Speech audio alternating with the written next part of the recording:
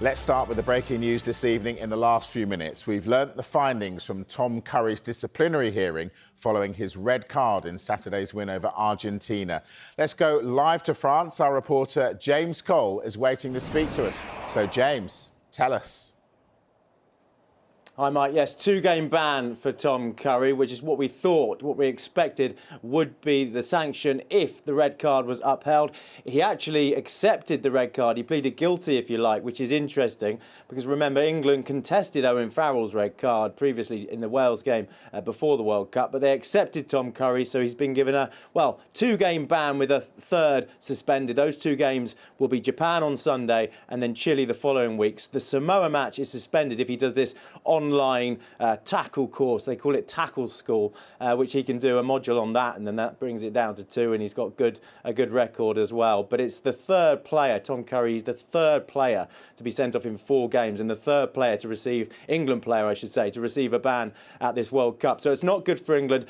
I suppose the positive is that Billy Vunipola, another one of those players to be serving a suspension, will come back for the Japan game. So I wonder if England's thinking was, look, we can contest this, but if we contest this, we stand the chance of the ban being longer, or we just plead guilty, accept the red card, accept there was dangerous play, take the 2-game ban. It's Japan, then Chile, and then get Curry back for the knockouts with Billy Vunipola coming in. So not good news for England, but with Billy coming back, that does soften the impact of losing Tom Curry because of the back row options they have.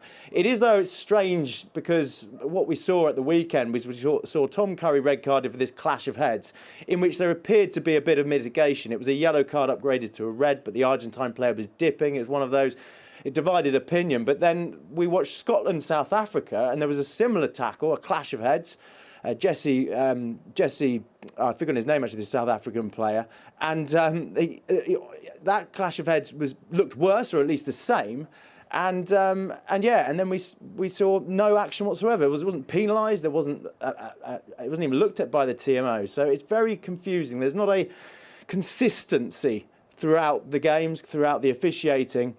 They brought in this new bunker system, Mike, whereby a player can be given a yellow card and then it's looked at and upgraded to a red. But it's not a clear line. There's so many moving parts in rugby union. And they're talking about this mitigation. And while rugby are doing what they have to do, they're protecting heads because we know the long-term effects of concussion on the brain and dementia. So the World Rugby are doing what they have to do, which is protect players and player welfare. But it's so complex in a fast-moving game like rugby. So I think this will continue throughout the World Cup. I think this will be a theme that we talk about throughout, because there will be cards, there will be contentious issues, there will be the inconsistencies, and World Rugby just need to get some consistencies, just need to make sure that there aren't these big differences between what is penalised, what isn't, and also just get this TMO, this bunker system, up to speed. It's a bit like VAR in football. It's causing some issues.